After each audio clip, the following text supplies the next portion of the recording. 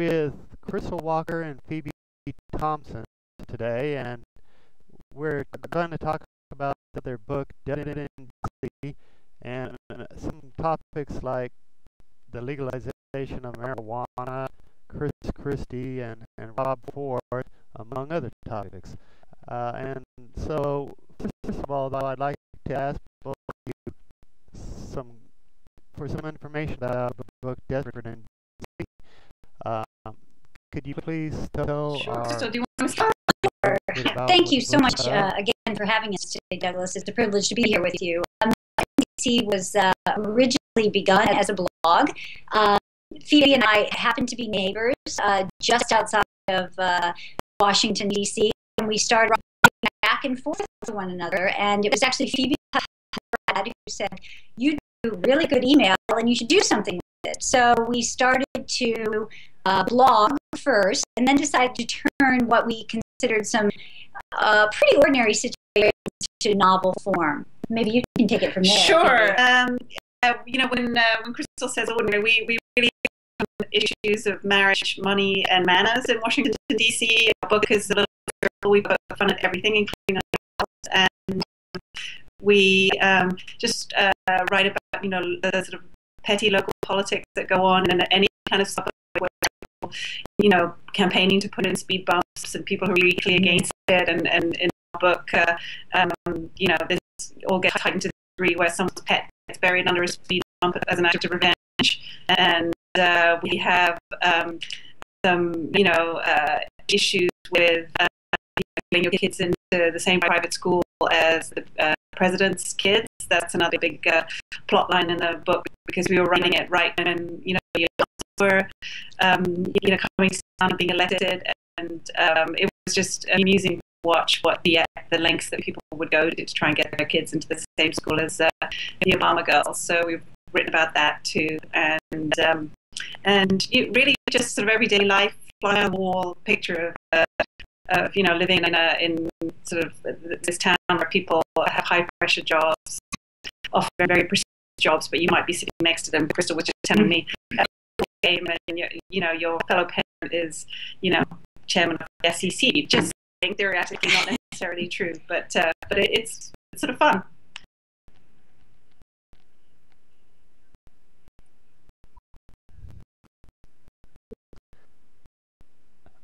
Okay, so how much of that would you say is based on, like... Well, it's certainly an actual school in D.C., and one that the Obama girls actually attend.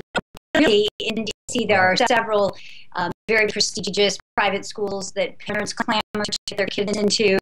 We hope for their children, but we suspect sometimes parents themselves, and the prestige and you know, gravitas it brings to them. So yes, I would say that most things we talk about in the book, including, you know, the real life struggle that we see many, especially facing between being moms, working mothers, how to juggle that along with marriage, and, you know, the children at the same time, while also perhaps, if you have the privilege to hire help, adding to that element of chaos in your life. So certainly most based on real life, but certainly fictionalized as well.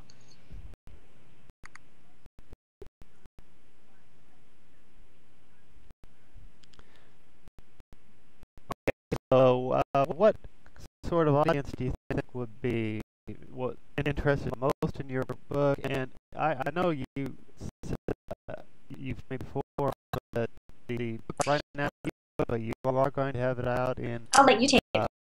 Sure. The book is available now. You can download it on any e-reader, either through Amazon.com or Smashwords. Enables you to download it any e-reader. And also on my website, but access it. And dc.com is a place to go and find out about all that.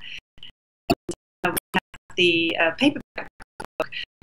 We'll have something on the website about how anyone prefers to read it. And it is, I should say, a multimedia novel. That's why it's taken us a little longer to put it in these, because we have some great fake graphics, like Facebook postings and village newsletters and invitations, postcards, things like that. We have a lot of different sort of media formats in the book, and we've tried to represent that graphically. And I think it's fun to read visually as well. And I think the book would appeal to anyone who's struggling with the issues of whether be a stay-at-home mom or dad. To work or dad. Yeah. And I think it has a broader appeal than just people interested in finding out about life in the nation's capital. I think it would appeal to anyone who has kids and a career or not, and who struggles with that.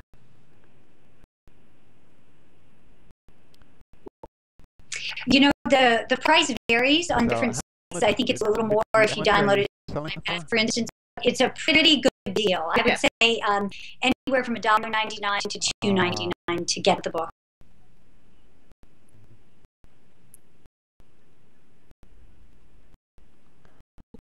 Okay. And so, well, thank you for telling our readers about your book, Disparate in DC, and if I could change a bit to a different topic. I know you both spoke on Fox TV to Carlson, wasn't it? About, when she asked you about what you thought about the legalization of marijuana, and what I saw, you kind of. First of all, Phoebe's usually the one to say this, so I feel like I'll take. We're great friends, and we can take highlight views even on Gretchen Carlson's show, and we'll be friends after. It's just another topic to discuss, if not over TV, on live network TV. So, but we have different positions, and perhaps for good reason. And Phoebe, I'll let you take the anti-legalization argument first. Yeah, something that we talk about all the time because we're in the thick of it. As moms of teenagers, our kids are exposed to marijuana at school, outside school, all over the place. It's everywhere in DC, and I understand in other places too. So it's not just us talking about it; it's our friends and everyone has a dilemma. Like either their kids and the parents don't like it, or not to smoke it in their house or anywhere, but they can't seem to stop it, or or they're worried that kids are going to smoke it. So my position is really that the reading that I've done, it's very bad for teenagers' brain developments, and I think we all know people a little too much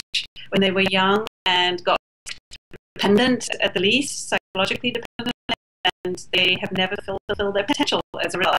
It's a great shame and a tragedy. There's some evidence that about 1 in 6 does become dependent that way. So it just seems to me that we need to keep up a good fight and keep it illegal, because that way it'll, that our kids stand a chance of not being as exposed to it as they otherwise will be.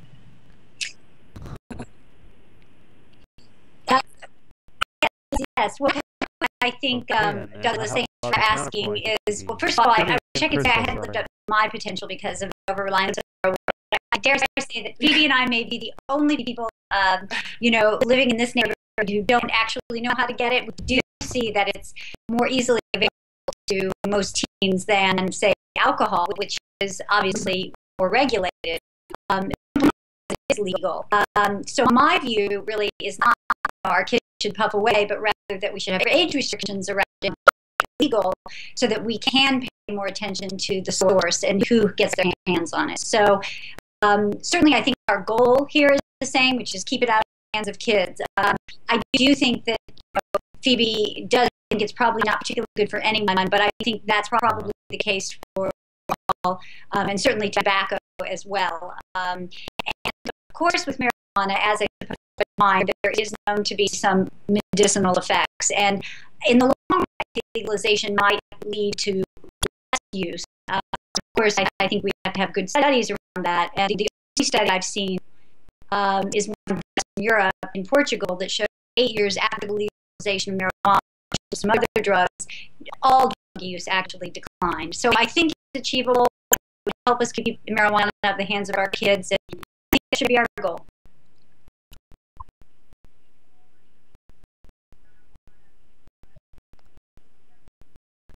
Okay, thanks.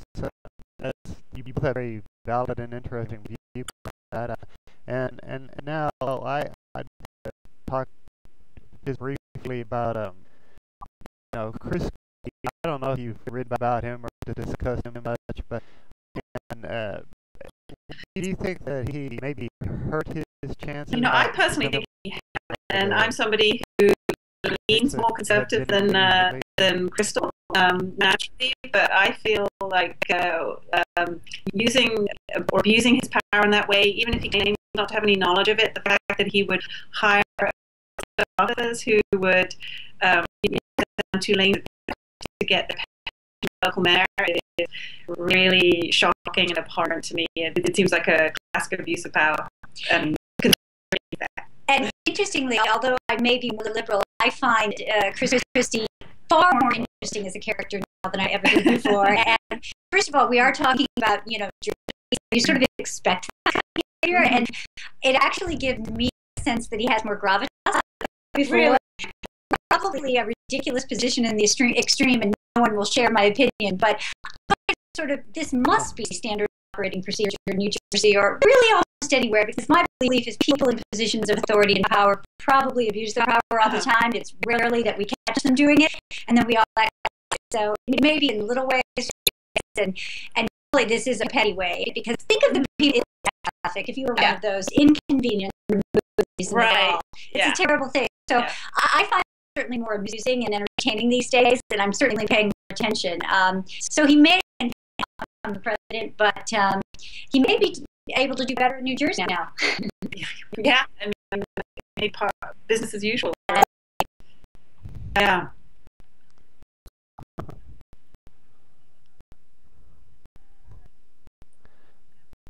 Okay, and how about what do you think about the? I think he may have smoked something too much when he was young, because he really seems to be out of control.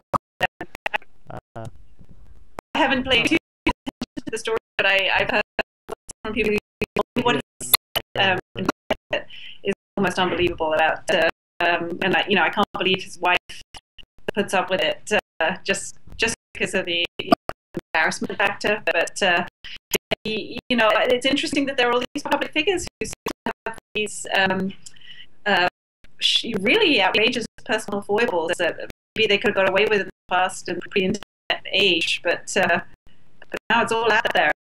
I think Rod Ford's next big move will be rehab, and then he'll emerge to exactly the same behavior, and it may be the thing that saves him. But of course, stories we've heard, he has no real power now, but what he has may be in power, it's fame, even as it is. But clearly, it is true what Phoebe says, that we really do find more public figures having more trouble with issues than the past may have gotten away with, including for presidents. So I think we do have to put it in this context. Everything we say now may be, captured on video. Just ask Kim Kardashian, for instance. So I think that he probably will survive. I mean, I think people in Toronto really either love or loathe him, and certainly find him again. And you were there, right, recently? So yes, I was in Montreal, but a certain affection for him, and at least they put up to him for a very long time. Yeah. Well, he's definitely a color, but I'm sorry to say that we're coming to the end of the interview, but I mean, I really appreciate you taking your time and spending time talking about your book, Guardian Liberty Voice, and I would like to interview you both here also, but so I